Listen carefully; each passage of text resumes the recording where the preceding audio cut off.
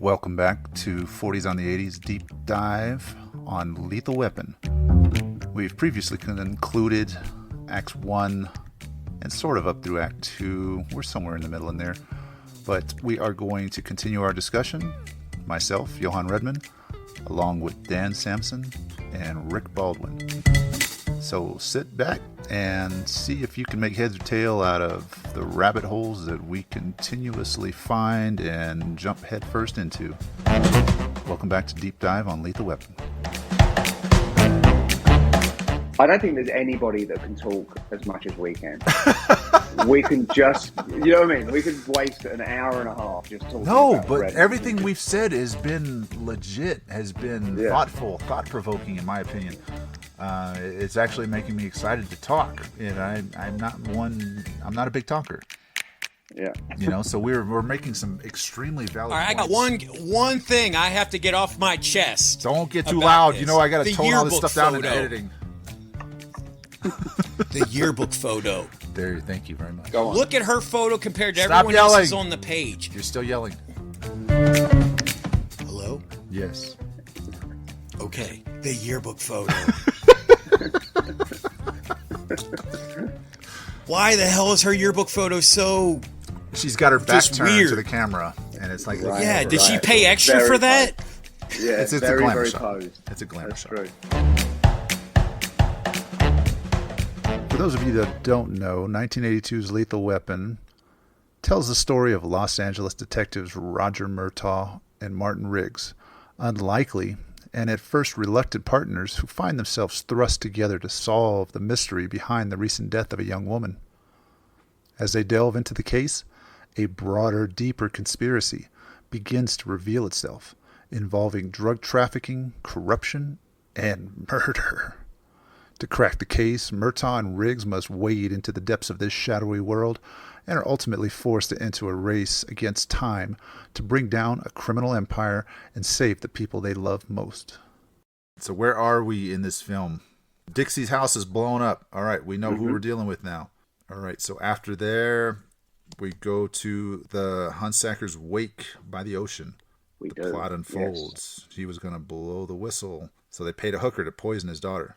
So we've got a group of CIA mercenary assassins. They're worried about the father, Hunsacker, Michael Hunsacker, blowing the whistle on them and basically shutting down the operation. So their solution is to kill his daughter, to which I kind of have to question. It's like, all right, so he killed his daughter. What is this supposed to do? He's got a second daughter. He has another daughter. So I guess the threat is legitimate. It's like, hey, if you don't keep working with us, keep your mouth shut, we're going to kill your other daughter. Right. Okay, That's right. Yeah. That's great. That's a legitimate threat. So once you kill Michael Hunsacker, though, how are they protecting their business by killing him? Anybody? Oh, I see what you mean. Well, maybe they were just at a point where, like, they can find another banker, right? But they've got to kill this guy before he can give up, like, the whole operation. So they've got... Well, that leads me into another thing. There's, when they introduced that other guy, I don't even remember his name, Mr. Ortiz, but he was like the bad guy in other films. I think he was like the bad guy in Red Heat earlier on, where, they demonstrate the loyalty of Mr. Joshua by, making him burn his arm with a lighter. Yeah. What the hell was the point of that? Who was that guy? How does he tie into this story? Well, he was just a buyer, right? He was going to just buy some of their drugs. He said, because he says to him, because when he grabs his hand, he goes, "You wish to do business, yes?" And the guy goes, "What?" And he goes, "You wish to make a purchase, yes?" And the guy goes, "Yes." Yeah. When after he burns his arm, so I guess he's just a buyer. There's no need to force somebody to buy your drugs. You really don't have to spend a lot of time in marketing and advertising to try to get people to buy your drugs. But to find somebody who can launder your money properly, like Michael Hunsacker, now that I think would probably warrant a little bit more attention, maybe a little bit of intimidation to find somebody else, another banker. That would have been maybe a better plot device, a little bit more logical writing, if you will. But I anyways, think that they were just like, they need to protect the operation ultimately. So, like, the world is not short of corrupt bankers, is it? Finance is not an industry that is particularly known for its integrity. So they were probably like, we can find another dirtbag in finance, I'm sure. So once again, Shadow Company, who is supposed to be operating in the shadows, decides to do a broad daylight assassination from a helicopter at a beachside villa in Malibu. Yep. Yep. Yeah, that won't make the news at all. But we find out at that point that, once again, these people are not to be trifled with. They have resources. Right. Apparently, they have access to a helicopter. A little bit of side trivia on this one. But apparently, the aircraft number that was assigned to that helicopter was the exact same aircraft number that was on Blue Thunder. Ha! Really? That's good. Yep. Very cool. So they go from that scene where there is a hit at a Malibu mansion to the nighttime scene where Riggs is talking to a hooker. That doesn't make any sense. Well, only if they were trying to find if Riggs is talking to the girl in the street because he's trying to find. He's trying to find out maybe who is recruiting her co-workers to be part of their organization. So never mind using the FAA to try to track this helicopter and try to track these guys that actually committed the murder. Let's go talk to the girls on the street, working the street, who might know Dixie and might know Amanda Hunsaker. Isn't there a scene where Roger is at home and he's had a package delivered and it's a tape? I think that was before. Wasn't that before Hunsaker's murder, though? Michael Hunsaker's murder? Was that before Hunsaker's murder? I think it was. All right. I think that just kind of motivates them to keep investigating the case. But, I mean... That's right. Yeah, no, you're right. It's the other way around. So, you see him watch the tape. Then the next scene is them at the funeral, right? And he's, at the wake. And he's having a go at him in that private room. Mr. Joshua killed him. I do think that's true. I do think the next scene is the nighttime scene. It's raining, and Riggs walks up to that girl in the street and starts asking her, and he's trying to he's trying to get information about how they get recruited, and then that car pulls around, doesn't it? And they shoot him. And he flies through that window, and then he's like, "Oh, Roger, now I'm angry. Now I'm angry." So somebody who is suicidal all of a sudden decides to wear a bulletproof vest. Well, I think he's now got reason to live, hasn't he? I suppose so. I mean, that would be a major, point of this movie, which, you can almost say that maybe that's the end of Act 2, where now Martin decides he no longer wants to be suicidal. Yeah, because he has the friendship of Roger. Yeah. The friendship of Roger. Well, he wants to see the case resolved for some reason. Actually, you know what? I'm like revisiting this now in my mind. I wonder, actually, if when we talked about when I put forth my idea for the acts, I wonder, because this would be a very, very short Act 2, wouldn't it? It would essentially be 3 scenes. So I wonder, actually, if the end of Act 1 is the conclusion of the dinner at Roger's house. Because you get the sense in that moment that they decide to work together to solve this case. Yeah, Martin's turning a corner and feeling slightly better about things. So maybe that's the end of Act 1. And then all of this that we've just been talking about up to the point where he gets shot is Act 2. In terms of partnership and friendship, I would, I think that is the moment, when they say goodnight at that point, they're bonded. Yes. So absolutely. The act in that, in terms of how we've described other cinematic efforts as far as 1, 2, 3, the end of this particular act was them bonding. Not so much that they're deciding to go off on this adventure, but deciding that they trust each other and that they decide to bond. think that's right. Yeah, I think that's better, right? And then this whole middle section is about them now starting to unpack this case. Right. And getting closer and closer to what's really going on. Yeah. And then when it ends here, they have, in an odd way, the upper hand. And can move forward into the final, denouement and try and take these guys down. Yeah, that's a great point, Dan. So we have Riggs interviewing the hooker on the street. Mm-hmm. Mr. Joshua comes flying up in a car, shoots him with a shotgun. Mm-hmm. Riggs is actually not dead. They pretend he is. Mr. Joshua pretends to be a local news station, KCOP, K-Cop. Yeah. Calls the police station and they just give him the details. And then they ask, wait a second, who are you? Yeah. Typically, you would want to find out who this person is before you give away details. I mean, again, the whole HIPAA rights and everything else in this movie is right out the window. Yeah. And as somebody who works with the media a lot, right. The last thing you do is just start launching into details that they haven't even asked for. Like, you know what I mean? It's just like, that's a pretty wild moment. So in terms of their operations as well, why would they target Riggs before Roger? because when they pulled up in the helicopter and shot Huntsacker, they shot Huntsacker in the room with Roger. Riggs was outside. He couldn't hear anything that was going on. And Mr. Joshua's whole thing was like, lethal weapon. I don't. Well, okay. I think they're trying to get rid of the guy that's the biggest threat, right? They probably think that.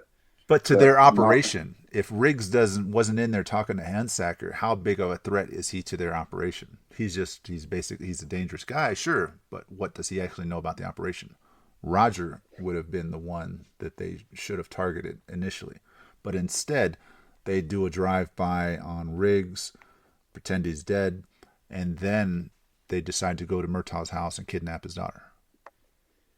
They go there and kidnap his daughter. Yeah, so maybe it's just an opportunity thing, right? Like they were tailing them.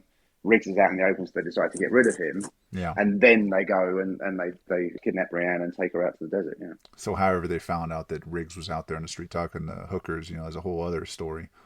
Yeah.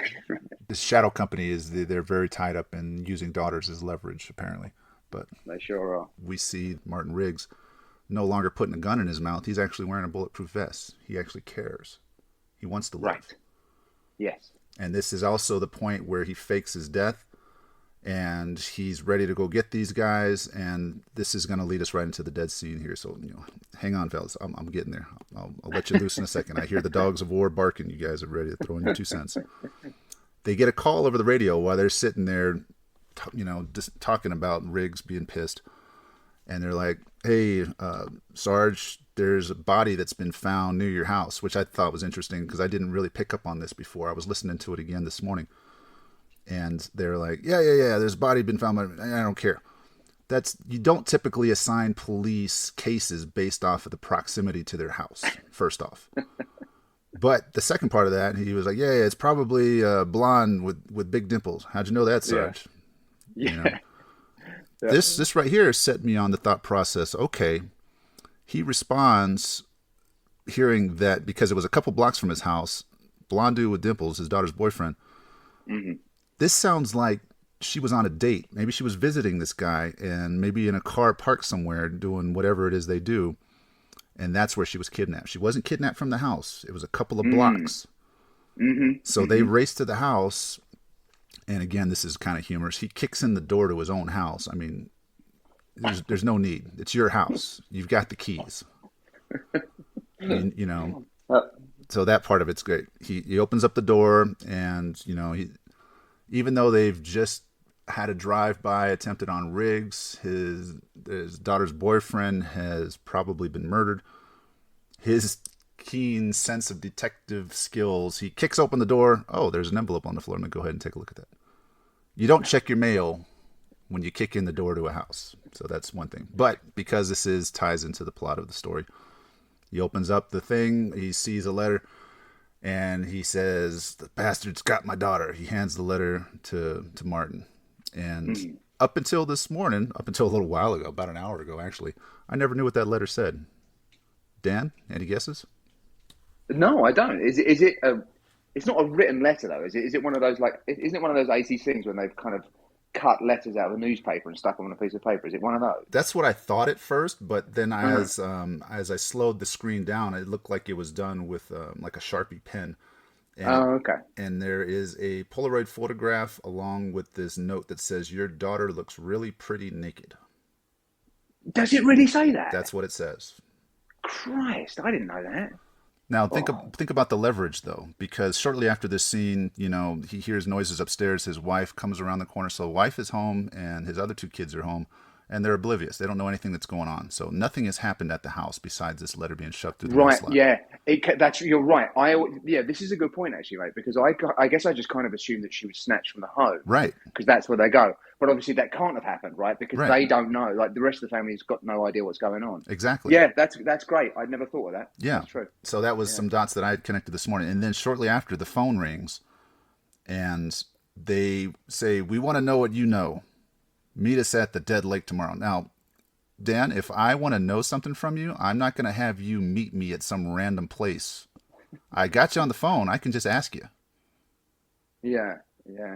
So that, but maybe, yeah, maybe it was always going to be a double cross though. Like they don't really care what they know. They're actually they're just gonna fucking kill everybody. You know? okay, well, they went to the house to deliver this letter where his wife and other two kids were. Yeah. Finish that job. You know what I mean? They could have sat there like in Commando, upstairs holding the cards. That, hey, happy birthday, Roger. Now you're gonna do what we tell you, right? Wrong. Yeah. That's true. So that part of it there is meet us at the dead lake tomorrow at sunrise. Mm. And they're like, hey, we got the edge because they think I'm dead. Yeah. All right. So realistically, if you want to do some sort of exchange for a loved one, you have to have something that you can provide as well in person, whether it be like, let's say, a thumb drive, hard drive, some files, some photographs, some sort of handoff. I mean, there is absolutely no reason whatsoever to try to get information from somebody verbally at, a physical location. So this is all just for the sake of action, Yeah, it is. I totally a plot device, yeah. Yeah. Rick, you've been sitting back like a very patient listener, and I apologize for manipulating the microphone here, but what are your thoughts on this development? I think that they ran out of shots to keep driving around to to extend the running time, and that was probably one of the reasons. But it also shows the fact that they can go ahead and drop that threatening letter to the house, but yet then vanish. So I think it's a little bit more creepier, and it's more to psych him out. Now he's got to wait till the following day, or, Good point. So it shows that they could do it at any time. So they're toying with him. Yeah. Now, and all he can do is kind of sit around and imagine what they might be doing to his, daughter, right? I mean, that is absolutely torture. Now, this takes me back to our discussion about Predator. When they set up a camp, they set up trip flares all around their camp. The wild boar comes through, they kill it, and they're like, hey, where's the body? It disappeared. So it must have come in and snatched the body. Cut to the next scene the next day. So time lapse, right? You don't know what they did in that time. Did they all take naps and go to sleep? So again, similar here, Roger and Martin show up at the house. They get this phone call at dawn tomorrow. What do they do in the meantime? What do they do until dawn? I mean, they're detectives. They have an entire police force at their disposal. They're holding physical evidence. There's a crime scene of where the son or the boyfriend was killed. Any one of these things, they probably could have, maybe got the ball rolling with trying to track these guys down. If 80s action movies have taught us anything, it's that your regular beat cops in a black and white cannot be trusted to do shit, right? You know what I mean? Like they kind of, this is it. A, it's now personal because they have Rianne, right? And then B, the only people that can defeat these bad guys are Riggs and Murtaugh. And then to have a limousine, and I don't even remember what the other kind of cars were that showed up to this meet. And a helicopter. A helicopter flying at roof level, of all things. And then him driving in his version of the family truckster. Right, wood panel station wagon. And he drops off Riggs, a little bit further away from wherever it is he's decided he's going to park. They don't know exactly where the meet is supposed to take place. I imagine that this dry lake is a fairly sizable lake. But he goes out and he's waiting. And his big plan is that he has a grenade in his pocket to kind of hold these guys at bay. Whole army of mercenaries get out. They're all wearing suits, very slick, very stylish, very 80s. And they're the ones interacting with Roger, who then pulls out the hand grenade and is like, well, we'll all go up together. And at that point, that's when Mr. Joshua steps out of the limousine looking like he's fresh from the country club and maybe playing some tennis or a round of golf. Yes, that's right. He's in a cable knit V-neck sweater and white polo one. shirt. Right. Yeah, a white one. He's looking. Gary Busey dropped like 60 pounds for this role and was actually doing a lot of martial arts training on the set too. Nice. Because he was trying to kickstart his career, because before that he was like in Silver Bullet, and then he was having all these issues personally. So this movie was a lot more important to him than it was to probably anybody else in the cast. Was Silver Bullet prior to this movie? Silver Bullet was 86, like 85, 86. Mm-hmm. Yeah, and he played Uncle Red, so that's a Right. good name. Yeah. You could see, like, yeah, he was beating himself up personally outside of, working with, booze and everything else. But when this role came along, this is what he realizes, like, this is what I need to, jumpstart my career again. And he was really disciplined. Yeah, he looked good in this movie. I give him that. He looked sharp. He looked like he was on it. And, Plus, he's got that crazy look anyway, so he can Right. always pull off a villain. It's just Yeah, like that's William true. Dafoe. If you put Yeah. William Dafoe into a villain role, it's perfect. Right. He's not an evil guy. He just has that look, and he knows how to play it. Yeah, absolutely. Yeah. Yeah. And it's interesting you mentioned him getting in shape too, because I just did a quick check. But one of my favorites from the '80s was DC Cab with Mr. T. I never saw that. You guys haven't seen that? One? Oh, you need to. Yeah, Oh, it's, yeah. it's a classic. But yeah, Gary Busey is in that one, and he looks to be in horrible shape in that movie. Like he has just been on a bender for a long stretch of time and is, heavy into amphetamines just to keep himself upright. So for him to go from the way he looked in DC Cab to Mr. Joshua, good job, Mr. Busey. Silver Bullet, that's the werewolf one, right? Yes. And that came on the heels of American Werewolf in London and The Howling, I assume. Ooh, Rick? Silver Bullet was originally a Stephen King story that Right. they adapted for screen. Since 80's, I mean, anything with Stephen King was going to the big Yeah, screen. for So sure, yeah. they cashed in on that, and I mean, I like the movie, Yeah. but you could tell like Gary Busey was struggling during that time. So it was nice to see that he got refreshed and Yeah, had young and- Corey Haim in there too. yeah, very young. All right, so we are at the dry lake, and we're talking about Corey Haim. That was amazing connecting the dots there. But This is the genius of this podcast, man. Well, yeah, but what's great you know? about that is it does tie back in because when the two of them are walking across the street at that theater, the theater says Lost Boys on the marquee. Oh my God, it does, doesn't it? And the reason why I did Rick. that is because Richard Donner was originally going to be doing the Lost Boys. And he started doing the setup and then he jumped over to Lethal Weapon, and that's when Joel Schumacher came in and took over Lost Boys. wow. Before we continue on the Dead Lake, I just wanted to say there's a funny line in Lethal Weapon which it's always made me laugh and this is at the beginning, and it relates to Rihanna's boyfriend, where it's early in the movie, and she's like, "I'm going out with whatever his name is, Dylan, on Friday night," and Roger goes, "Is that the one with pits in his face?" Yeah. And she goes, "Those are not pits, those are dimples." And he goes, "Those are pits. When he smiles, I can see through his head." And I just loved it. I just loved that joke. That always made me laugh. I think I had read somewhere that dimples are actually like a bit of a genetic deformity, something to do with the muscle tissue in the face that causes that to occur. Really? Yeah. Yeah. So, I mean, some people could look at it as like a beauty mark. Other people can look at it like a genetic deformity. I guess it's all based Yeah, off perspective, right? Most chicks Yeah. like them. Yeah. Chick Count- dig dimples. That's true. Well, like the butt chin. Yes. I don't. You have I don't- lots of chicks that like that too. Yeah, I mean, it's a very strong-looking feature, but you can also imagine how it would probably be rough, like for someone like Kirk Douglas when he was a child or a teenager. He probably got made fun of quite a bit, but then once he became Spartacus, it was something to be admired. Yeah. Yeah, but look at Clark Gable. He had Dumbo ears, and Right. women he loved also, him. He supposedly also had false teeth that he didn't clean very well. And I had read that his female co-stars really disliked the thought of having to kiss him because of how bad his dentures smelled. Oh God. Frankly, my dear, I don't give a damn. Yeah, he was the man in that one. Yeah, but I also just look, it's so wild to think about like where we kind of came from. I have a theory that as a species we're getting better looking.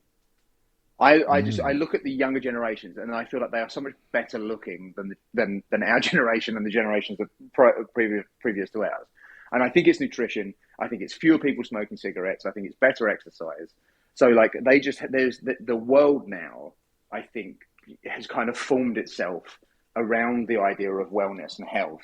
And you're seeing the manifestation of those habits in this younger generation because they're all fucking tall and good looking. I just think we are as a species generally getting better looking. I don't know if we're necessarily getting any smarter, but we're certainly getting better looking. But I mean, if you were to take the image of, let's say, a Neanderthal man standing next to a modern day androgynous male doing ads for Yves Saint Laurent cologne. And then right next to that, you put the image of a gray alien from Close Encounters of the Third Kind. This is one of my theories. I think that it might be plausible that aliens are actually humans from the future. Interesting. Right, yeah, because they've got the humanoid form, right? Yeah. And they've kind of shed all of the stuff that they don't need. All the hair is gone, the ears are gone, the noses have been diminished, kind of like Michael Jackson. And this is the most in-depth Lethal Weapon deep dive I've ever heard before. That's a great point. Yeah, I don't think any other Lethal Weapon discussion has ever included the range of topics that we've managed to get in here. So, hey, anybody who wants more of this, what is it the kids say? Hit subscribe and like. Hit that subscribe button. Leave us a nice comment and hit subscribe. Oh man! Or if you want to become a member of our Patreon. Oh yeah, send $10 to. Yeah. I don't know. The aliens idea, you start thinking about, like I've listened to a lot of physicists describe how the possibility of aliens visiting us from somewhere else, the idea of faster than light travel, very implausible. But as you start to discuss faster than light travel, you start to get into the realm of Einstein theories of relativity and the possibility of time travel. So with that being said, someone in the future, our human race possibly could have figured out time travel, which then would link into all of these other TV shows like Ancient Aliens, where they talk about these giant leaps in technology through human history, how they can go from inventing the wheel to space travel. It's mind-boggling to think about how someone could have come to those ideas unless there was some sort of help. Yeah, well, this is kind of an interesting idea. Like, if we could marry up the two theories, right, with my theory about people getting physically better looking, taller, broader shoulder, they just look better, and then you've got the alien types which have none of those physical attributes, but they always have massive heads, presumably to house a larger brain because that's what they're using. Maybe the human race splits in two, and you've got your aliens, the alien civilization that figures out time and interstellar space travel and leaves the Earth because they just can't stand any longer to be around this group of beautiful idiots. Right. Maybe that's human. That's the future of humanity. Well, they're separating themselves from the workforce. I recently saw on the news that supposedly the top 1% has more wealth than the entire middle class combined. Oh, we're getting into it. Yeah, I have heard that too. But I still can't. I mean, I just can't get time travel. I'm not clever enough to understand it. So so for example, right, once something happens on a timeline, it's always been that way. You know what I'm saying? So shouldn't everybody always know what's going to happen?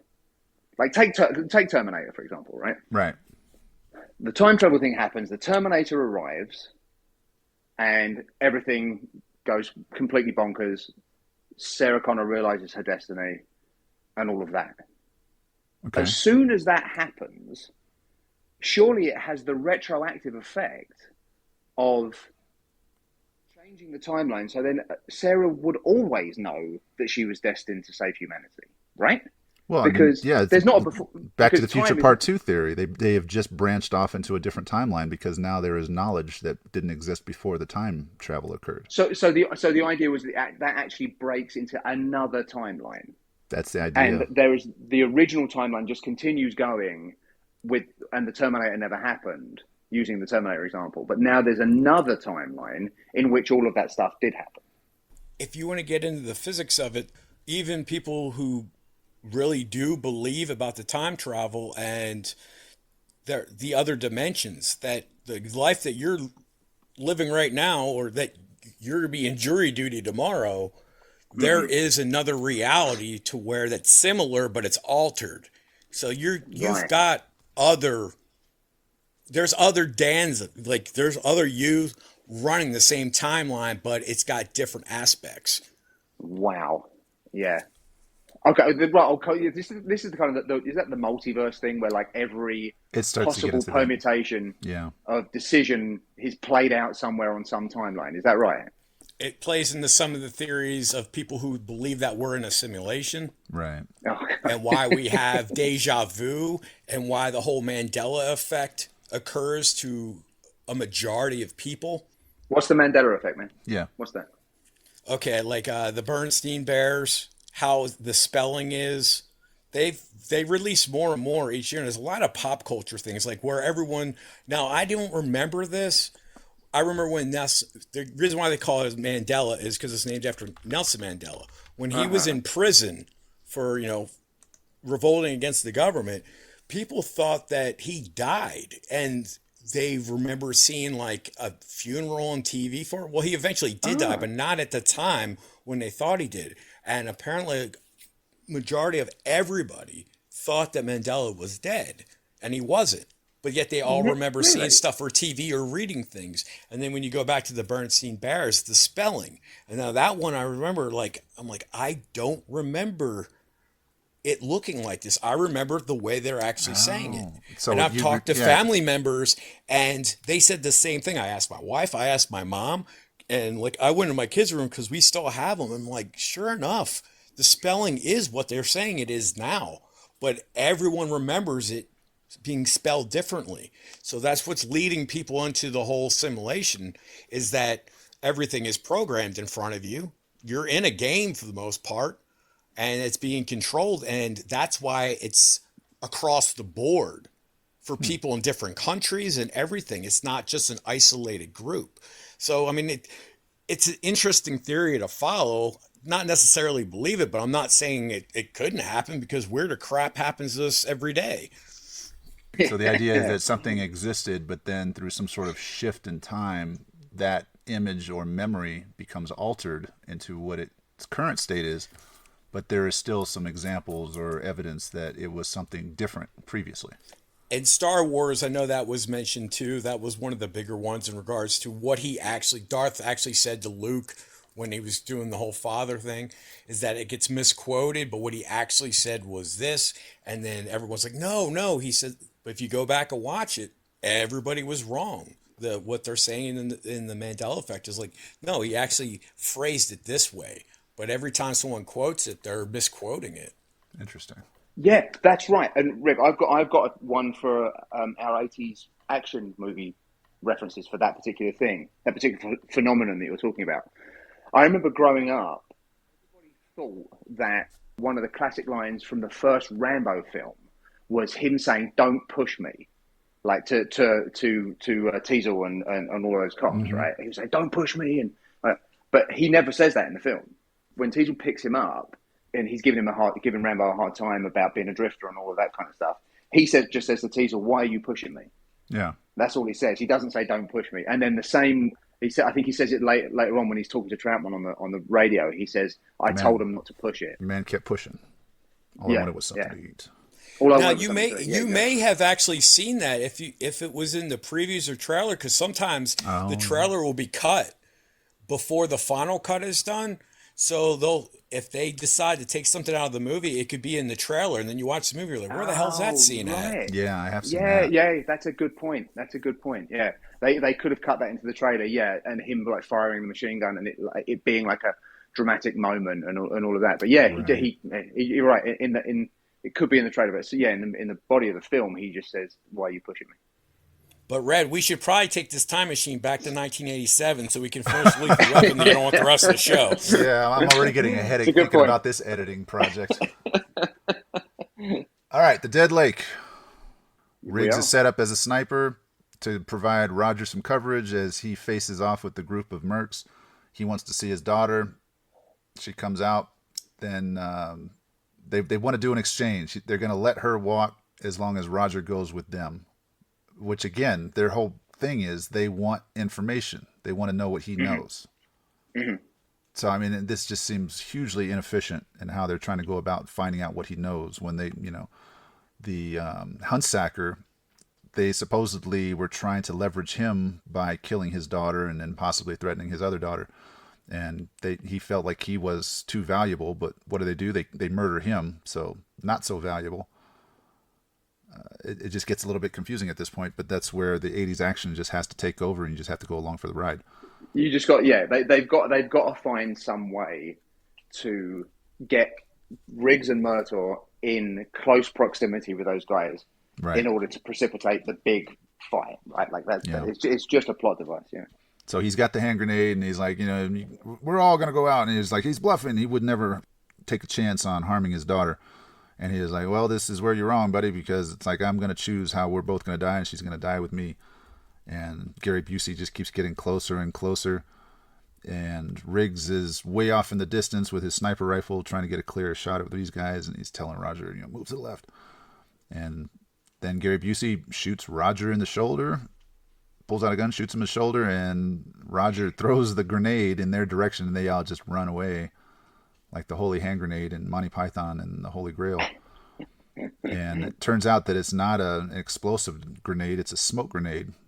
If you are in a combat environment and you are receiving fire and you're trying to get away, get to cover, one of the things you can employ is your smoke grenade, which makes it hard for a sniper at a distance to see you. Why would they choose a smoke grenade when he's counting on the lethal weapon of Martin Riggs to provide sniper fire cover? Just thinking it through, I don't see the reason why you would have that unless they thought they were outnumbered, which they are, but not by much, unless they thought it was going to be much worse and they needed that as a distraction to either escape or to find better cover and concealment in that desolate area. He's in the middle of a dead lake, though. And it's like the only person that would benefit from smoke would be the bad guys, because it would obscure the sniper's view of his targets. I think I don't think they ever really intended to use the grenade. I think what I mean, it was just like a threat, right? Like, and they probably brought a smoker with them so that there could be no really terrible accidents. He could have been holding an apple just as easily. Right, you know what I mean? It's just like, I think he's just there to be like, give me my fucking daughter back, or I'm going to kill everybody. And they're hoping, they're just using it, and he knows he's got the backup of Riggs, so if things go pear-shaped, like Riggs can do something for him. But it was probably more of a safety thing than anything else, rather than like throwing a grenade in the direction of the bad guys and his daughter. Right. Like, you know what I mean? It's like, I think it was probably there just because like they had no real intention of actually using it to kill those guys. Maybe it was a nod to Mr. Miyagi in Karate Kid Part 2 when he's about to knock out Sensei, and he doesn't. He honks his nose. He does. That's a reach. I like it. We'll go with it. So if he throws the grenade, Riggs starts popping off bad guys from a distance with his sniper rifle.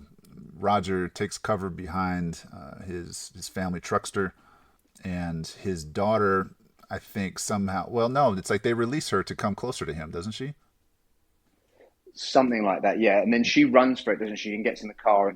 Well, she gets into the limousine. She drives off in the limousine. Limousine, that's right. Yeah. So that would have meant that she would have had to backtrack to get into Mr. Joshua's limousine. Yeah. Where Mr. Joshua is at this point, I don't know.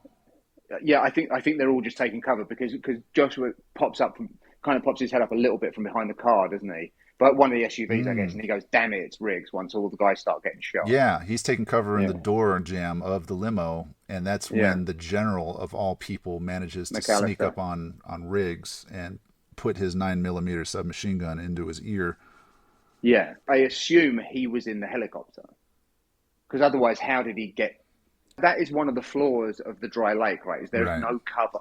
Yeah. So, like, how the fuck would he have snuck up on Riggs? Yeah, the only thing that would have made any sense is if they would have been flying over at a higher altitude with a thermal imager and maybe spotted a body laying out there, and it's like, oh, drop me off to the side, and I'll cut around behind him, hopefully, having enough time to sneak up on him. But Riggs surely would have seen that, right? Because it's a fucking helicopter. Yeah. This is just one of the flaws. I think this scene would have been better shot where there were like legit hiding places. Like, I don't know, like, remember the movie Heat? Yeah. When they go to the docks and there's all of those kind of like big shipping containers all piled up and all that kind of stuff. Yeah. I think this scene would have been better shot in a scene like that, like a set like that. where there would be proper places to hide, and it would have made a little bit more sense. Here's a rewrite that I would buy into, that Riggs never gets snuck up on. He's trying to provide cover. They manage to get Roger and his daughter. They load her in a helicopter and fly away. And then whoever's left in the cars, basically cannon fodder. Riggs is able to kill them off. But he's able to then track them down to where Roger and daughter are being tortured. Riggs then gets captured or held at bay as they threaten Roger and his daughter. And then that's where they could have fit in the whole scene with Endo of torturing Riggs. But as far as the general sneaking up on Riggs, I don't buy it. Yeah, it's a weird one. It's a kind of an odd thing where when you start to think about it, it's a bit clunky, that bit, I think. Yeah, and how far away was Riggs? Because the general walks him the entire way from wherever his hiding spot is, all the way to meet up with everybody else. Okay, so we've got that part. Everybody's been captured. So they take them back to be interrogated in the industrial basement of a rock and roll club downtown Los Angeles. Yeah, it's like I think they probably buried a lot of industrial factories from maybe the great earthquakes that happened in the early 19th century, and then modern day Los Angeles was built on top of these factories. Maybe that explains how they have such a huge basement. When he's downstairs getting tortured, I always imagine that Cobra's upstairs, and they're doing like the music video scene with the sexy robot. Yeah, with the sexy robots. Yeah. Well, they could have easily just next door to Endo. Maybe he took a break from doing his overhead axe workout, clinging the cling, from the axe gang, came over to do his torturing, and then once he was done there, maybe took a bite of his sandwich and went back to the axe gang. So Mr. Joshua is in with Endo, and they're trying to find out from Riggs. What do you know? And he's like, I don't know shit, pal. And he's like, well, I wish I could believe you, but Endo's going to have to do his thing here. And this scene kind of cracks me up because it's an electrocution scene. They've got him hanging by his wrists. At any point, Mel Gibson could have screamed out freedom. Little nod to Braveheart there. I don't want to talk about that film. Ah, well, yeah, you're on the wrong side of that history there, aren't you? Yeah. Apologies. We really came out badly in that one. I do have, on the other hand, come out on the side of the right there because I have Scottish ancestors who were Highlanders, actually. Are you really? Yeah. Is that right, McKenna? Yeah. Before they, the history's a little sketchy whether they got kicked out or they left, but they ended up in Australia. So you might know more about that than I do. But yeah. So, anyways, they're torturing him with electric cables hooked up to a sponge as he's hanging from his wrists, and it's kind of funny because as they're shocking Riggs, Mr. Joshua is trying to keep him from swinging around, gets shocked a couple of times as well, and that's actually in the movie. Yeah, it's such a great detail. That's really true. Yeah. I think it's kind of humorous. So it's like, did they actually plan that scene, which is funny, or were they actually really electrocuting him to a minor extent, which is also funny? Either way, it's a great scene. Yeah. And it looks like he's really in pain, doesn't it? Because he's writhing and like that real kind of blood curdling scream that he lets out when he. When he electrocutes him, and it's pretty. That's pretty. I wonder if that was like a holdover from the darker version of this movie that we talked about in part one, right? That there was going to be because it's like it's proper torture. Like he looks like he's really in pain. Yeah. They're not just kind of beating him up in the way that you get that, don't you, in films where like they're trying to beat a confession out of somebody or they beat somebody up for what they want to know, and like it's just movie violence. Whereas that looks really fucking painful to me. Like he's writhing around and he's like, and it's a particularly cruel and sort of well thought out form of torture because it's the electrocution, but he's wet. Like they're doing it with water, right, which makes it even worse, obviously, right? The conduction is greater, I guess. Which is interesting because you mentioning that, I started thinking about electrocution scenes in other movies, especially 80's movies and Rambo 2. There's a scene where he's captured and he's being electrocuted. Do you remember that scene? Is that the one? Oh no, this might be one. This might be 3. Rambo 3 when he with 3 the was mattress? In Afghanistan. Oh no, yeah, that's the one I'm thinking of. That's the one with the mattress, right? Well, the mattress was in part 2 because there are Russians in the jungle of Vietnam, for whatever reason, and they've got him captured and he's strapped to the metal springs of a mattress, and they're turning the thing. And they cut to a scene of some of the POWs sort of like grimacing because it seems like they've obviously experienced the same kind of torture. But that method of electrocution seems a little bit more feasible, safer for the torture people, whereas Endo and Gary Busey were kind of catching some side effects from Riggs getting electrocuted. Yeah, which again, it sort of just speaks to like the realness of that thing. Which I think that might be a holdover from the darker version of this script. Yeah. So I mean, it's Stallone's performance of being electrocuted. I always found to be pretty riveting because he's like twisting and contorting his fingers, as if he's really being electrocuted. So good job, Stallone. I think it plays into the PTSD factor for the vets that were coming from Vietnam. And that's why you see the more electrocutions coming up when there is a backstory of Vietnam. Was Endo Yeah, Vietnamese? good point. No, but I think it just plays into because how you brought up for Rambo 2, because I was going to mention that, and I think that was maybe one of the tropes that they just kind of threw in there, that if they were to do Vietnam as an action movie, that if it came down to that it would pretty much. That's the equivalent of him having a flashback of the war. Okay. And here's another rabbit hole just popped into my head too. Missing in Action Part 2. Chuck Norris is in the prisoner of war camp, hung upside down by his feet. They put an angry rat inside of a sack and then tie it around his head while he's hanging from his ankles. Jesus Christ. And everybody's watching it, ha ha ha ha, and then they see blood start to spill from the inside, and they take the sack off, and Chuck has killed the rat with his teeth. I think he actually probably, if we're all honest, he killed the rat with his beard, not his teeth. Yeah, I agree. Yeah. So just real quick before we move on. So what am I thinking of in Rambo 3 then? Because I'm sure there was electric mattress torture in that as well. It was Troutman, wasn't it? Troutman was getting tortured. Right, and that was on a mattress. That was on a wire mattress. I don't recall if that was on a mattress or not. Oh, I thought it was. Okay, but anyway, we will get to it in a future episode, I'm sure. But okay. So multiple instances of electric mattress torture, possibly. Yeah. Okay. Let's keep it moving. So so then that happens. Roger's getting the shit kicked out of him in the other room. Right? Yeah. And then it kind of goes back, and Riggs is just laying there, kind of limp, isn't he? He's kind of fucked. And then I guess Joshua leaves the room. And then Riggs grabs hold of Endo and chokes him to death with his feet. Yeah. Were his feet tied together? Yeah, a chain maybe. I don't know. Yeah, something like that. He's definitely tied up because I think he kind of like gets him in that one of those kind of UFC style fucking leg locks, doesn't he? Yeah. But yeah, I was just wondering if his feet were actually tied together or chained together, because then it's like he kills Endo and then gets himself off of that hook. Yeah. Frees himself somehow. And the interesting thing is the way he comes in to rescue Murtaugh. He's carrying the dead body of Endo on his shoulders as he enters the room. Why?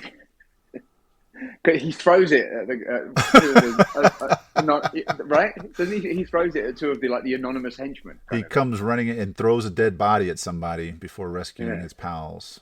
Yeah. Yeah, sure. Why not? It's the 80s. How does McAllister die in this? Oh, well, okay. Yeah, we're getting to that. Yeah. So he comes in, he dismantles the remaining henchmen that are torturing Murtaugh and his daughter. Mm-hmm. They're now free. They collect the weapons, and Riggs takes this opportunity to try to be a comedian. Let's do what one shepherd said to the other shepherd. Get the flock out of here. Yeah, it's a stupid 80s quip, right. Isn't it? Yeah. He could have easily had said, "Hey, Roger, what? Knock, knock." This is not the time or place, Martin. Right. Yeah. So, all right. So they gather up what they have and then collect a couple of weapons. They start to move out. Riggs shoots somebody who's up in the rafters, who apparently has just been on a smoke break, not paying attention to the fight going on below. And the guy falls down hanging by his ankles. And it's another blonde bad guy. And he's like, "It's not Joshua." All right, keep moving. Yeah. So then they emerge into the rock and roll club. And as soon as they come through the door, they shoot somebody at the bar. Nobody notices. Right. Because then they just quietly stroll on past the rest of the patrons in the club until somebody else notices them, who, I guess this club just has a lot of heavy-duty security, people in suits carrying Uzis. Yeah. And they start the gunfight in there, and everybody scatters, and then they spill out onto the street, which again, it's like if you're using like ability to reason spatially, they are at street level in Los Angeles at a rock and roll club, but beneath them is an entire industrial complex, right? Because they've just escaped from downstairs. So it's just the location, the geography, and the architecture just don't really make a lot of sense. But they're out on the street. Now this is where, where's Joshua? Does Joshua start shooting at them at this point? He's in a car, isn't he? Because then this is the thing where Riggs tries to chase him on foot or something. Okay, so yeah, I think Joshua is upstairs. The gunfight occurs. He's in the club. He's like, oh shit. So Joshua escapes out onto the street and hops in somebody's car. And the general likewise is street level, gets into another car, if I'm not mistaken. Yes. Riggs chases Joshua, and Murtaugh gives him directions on how you can catch him on foot if you turn left or go west. He's headed for the freeway. How he knows that, who knows? Yeah. So, and it's also like probably like the 405 where it's going to be back-to-back traffic at all hours of the day anyway. So like, it's a terrible decision. Well, yeah, there are cops actually street side as well, because Roger hands his daughter off to a street cop and says, keep an eye on her. And I recall that because there was another video I watched where someone made the comment, why didn't Roger tell the cop, hey, protect my daughter, keep an eye on my daughter, because he might be more inclined to take special care of her as opposed to just some random woman. And he's told, hey, keep an eye on her. But there is a cop there, street side. So Roger kind of falls, slumps down onto the ground, tells Riggs, all right, go get him this way. And then as that whole foot chase ensues, Roger is like wandering down some random alley. Why? I don't know. His daughter is up there. She's traumatized. Why is he, does he need a smoke break? Does he need to chill out? Did he drop his car keys somewhere down this alley?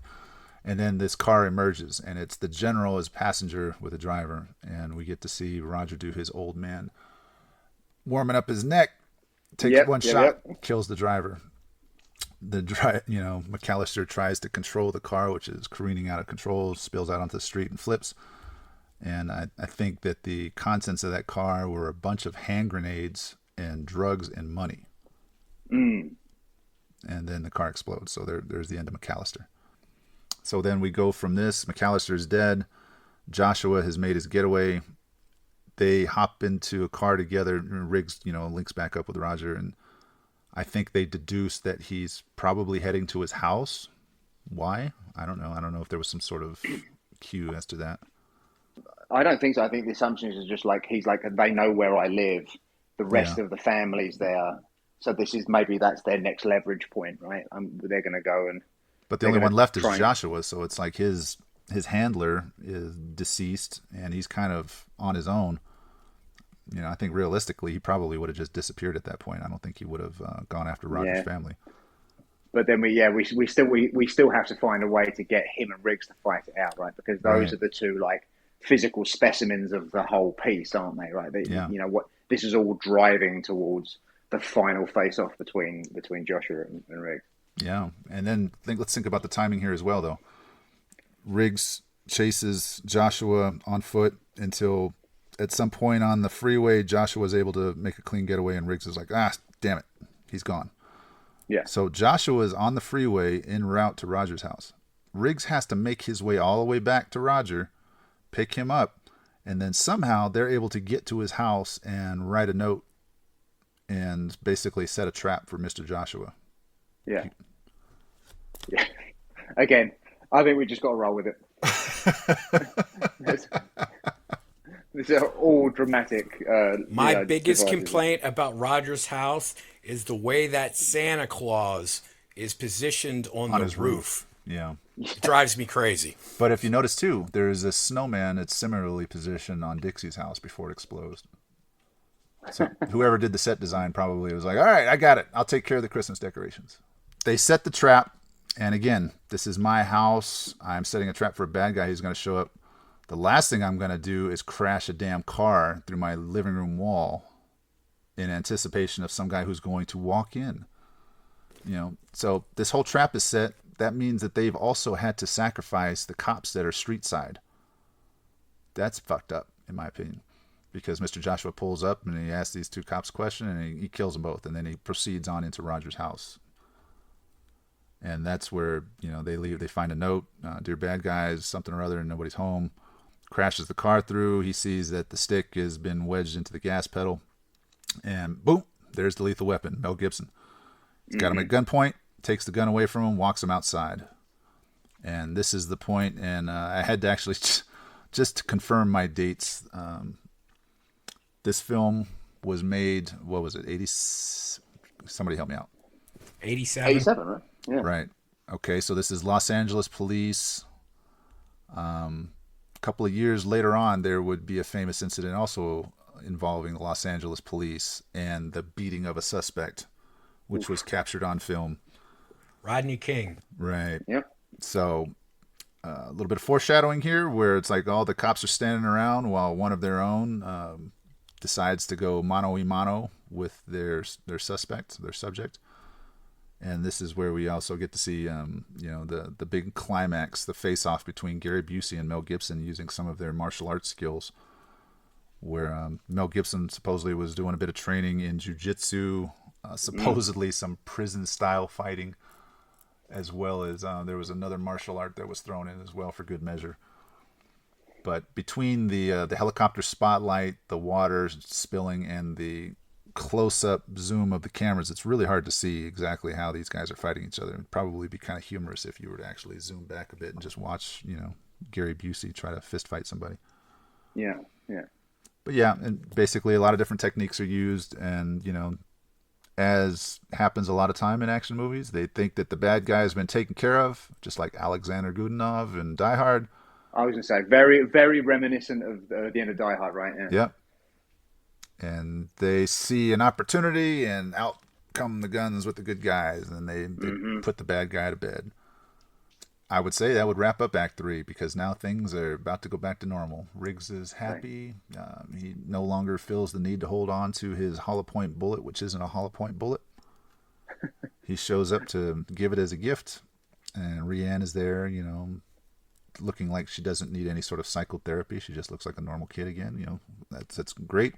Very resilient daughter you raised there, Roger. Good job. Mm-hmm. And Roger comes and chases him down and is like, no, I'm not going to eat the world's worst Thanksgiving or world's worst Christmas turkey all by myself. You're going to come on in. And Riggs makes an inappropriate comment about his daughter liking him before. Does he really? Yeah, or he just kind of makes a comment to Roger and he's like, hey, I think your daughter likes me. And he's like, if you touch her, I'll kill you. As good buddies tend to joke with each other. She's about 16, isn't she? Fucking hell. Well, I mean, apparently this is what buddies do with each other, right? They joke about each other's daughters. Invites him in to join the family, and Riggs is like, hey, mind if I invite somebody in? And luckily, he had just left his truck door open with the dog sitting inside. He's like, whistles for the dog. Dog comes in, and Roger makes the comment about how Burbank the cat is not going to be happy as he fixes the little bulb Christmas light on his front porch before going into his house. Roll credits. And they never close the door to the vehicle. He doesn't need to. He's the lethal weapon. It's just like in Halloween. It drives me crazy when they pull up to the house and go have sex and drink beer, and the guy doesn't close the door to the van. His battery's going to be dead. It drives me crazy. I mean, anybody who's tried to get back into their car and the battery's dead, you understand the frustration. It's just like with Home Alone. Why are all the lights on in that freaking house the entire time? Turn some lights out. Security. Yeah. Kevin McAllister's dad was... Oh, McAllister. There's a connection between Home Alone and Lethal Weapon. Oh, my gosh. And there are theories that Kevin McAllister's dad is an organized crime, because how can he pay for everybody's plane tickets? Yeah. Yeah, a trip for 9 people to Paris and that house. What is this guy doing? So this is a great segue here, fellas, because we have wrapped up Act 3 of Lethal Weapon. We sure have. Congratulations. Well done, boys. Gentlemen, it's been a pleasure working with you on these past few episodes. Next time I'll talk with you both will be after Christmas, so Merry Christmas to both of you and your families. Oh, you guys as well. Mate. I'm too old for this shit. Yippee-ki-yay, motherfucker. Jingle bell, jingle bell, jingle bell rock.